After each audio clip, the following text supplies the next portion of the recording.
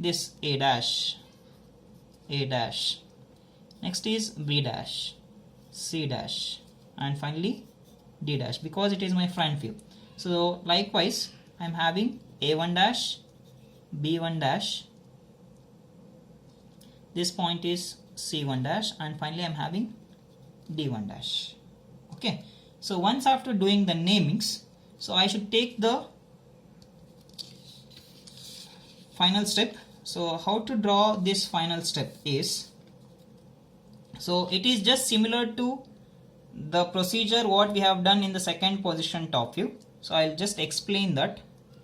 So first what we need to do is, after doing the namings, so observe carefully, I need to obtain all the boundary lines once again as the thick continuous lines. So I have told you how to identify the boundary lines. So if I consider point A1, so we know that line must be there from A1 to D1. So if I place the scale between this A1 and D1, so I can observe all the remaining corners of this object. So we are getting it on the same side of the scale. So hence this is my boundary line that should be drawn as thick continuous line. Okay. So next what I'll do is, I'll consider this A1 to B1. If I place my scale between A1 and B1, I am obtaining all the remaining corners on the same side of the scale. Hence this is also a boundary corner. Next I'll place the scale from B1 to B, B1 dash to B dash. So here also I'm getting all the remaining corners on the same side of the scale. So hence this is my boundary line. So this is my boundary line. So next is from C dash to B dash. If I place the scale between C dash to B dash, so this is my boundary line. I am getting all the remaining corners on the same side of the scale. So hence this is my boundary line. So I'll show the line which is not a boundary line. So I'll place the scale now. So we know that with respect to point B, if I consider, we can have the line from B to A. So if I place the scale between B and A, you can observe, so D and C are there above the scale and the remaining corners are below the scale. So hence I say that this AB is not a boundary line. Okay. So this is how we have to identify the boundary lines. You should place the scale between two corners. So if I place the scale now between C and D, so I'll get all the remaining corners on the same side, so below itself. So hence this is my boundary corner. If I join all the boundary corners, finally, so it forms a closed loop. So finally I'll take this D to D1. You can observe here. So this is how, this is also a boundary line because I'm getting all the remaining corners on the same side of the scale. So once after joining all the boundary corners, it forms a closed loop like this. Once after obtaining this closed loop, so I need to go to identify the hidden corners. How to identify the hidden corners is, so we have to go to the other figure, that is third position top view. So in this third position top view figure, so since in case of prisms, we need to consider the corners, we need to check the corners. So we will consider three nearest corners to the XY line, so which will be away from the observer. Observer will be standing here. We need to consider the three corners which are away from the XY line.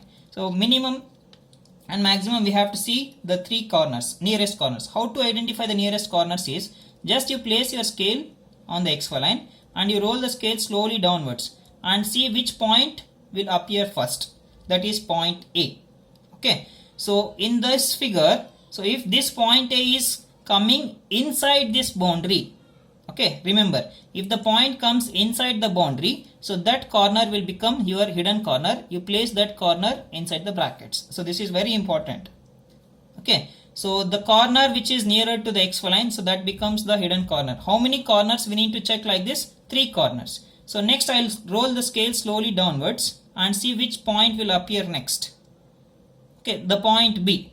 So I have told you that the corner, if the corner comes inside this boundary, so that will become here your hidden corner. So in this case, point B we are getting it on the boundary. So hence this is not your hidden corner. So this is your hidden corner.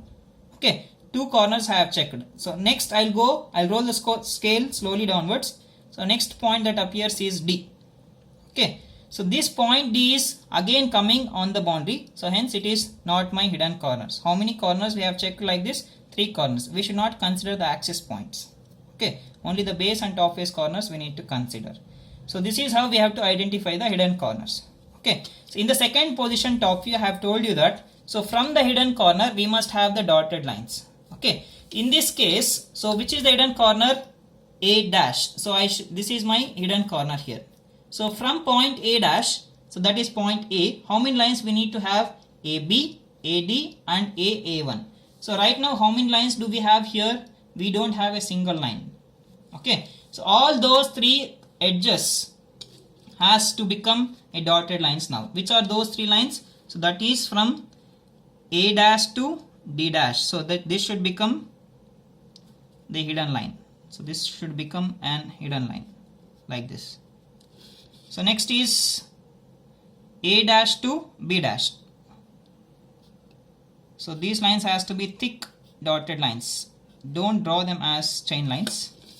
So finally two edges are over now. So finally what we are having is the third edge, that is A dash to A1 dash.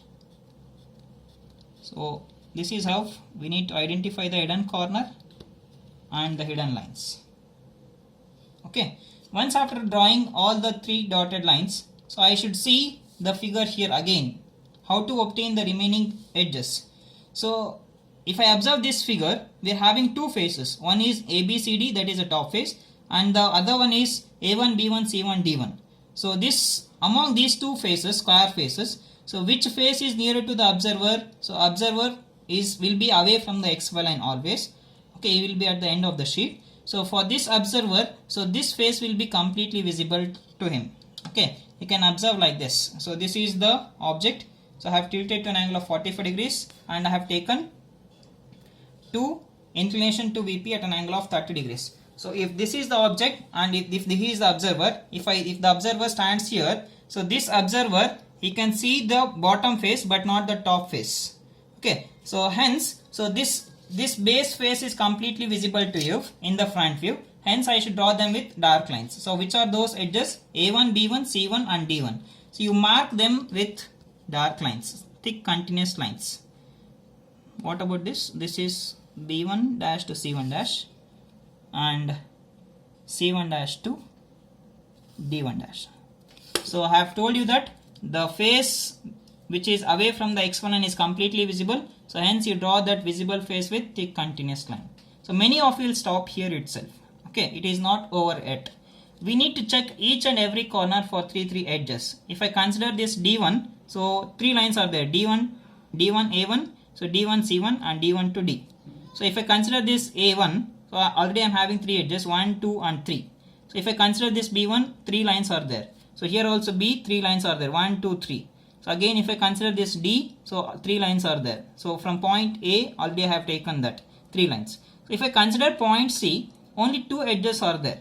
So once after taking the hidden lines and drawing this, the face which is away from the x1 line as thick continuous lines, so at least one line will be remaining as it is. So you need to identify which is that line. If I take point C dash here, I am having two edges, that is C dash to B dash and C dash to D dash. Which is the missing edge? You can observe. If I consider C, so C to C1 is missing. So what type of line you are going to draw now? Dotted lines? No. Always remember, dotted lines has to start from the hidden corner, not from the remaining corners. So the missing edge, I need to draw it with thick continuous lines. So draw them with the help of thick continuous line, that is C dash to C1 dash. So this is how we need to draw the final step. Okay, so what is missing now? The axis. So now at last, after completion of this, I'll go with the axis. Take the projections. So I'll go with the horizontal projections first. Extend the horizontal projections. To take the projections from O1 dash, extend it simply. So next is O dash. Take the horizontal projections first, then you go with the vertical projections. So this is O1 and O1 dash is here. So where these two lines will intersect, you just observe. I am getting it here. Okay, so this point is O1 dash. Next O is here, O dash is above. Take the projections above. the point where it touches, that point you call it as O dash. You join these two with the help of axis line itself. So this is how we have to solve the problem. So this completes the solution for problem number 1. Thank you.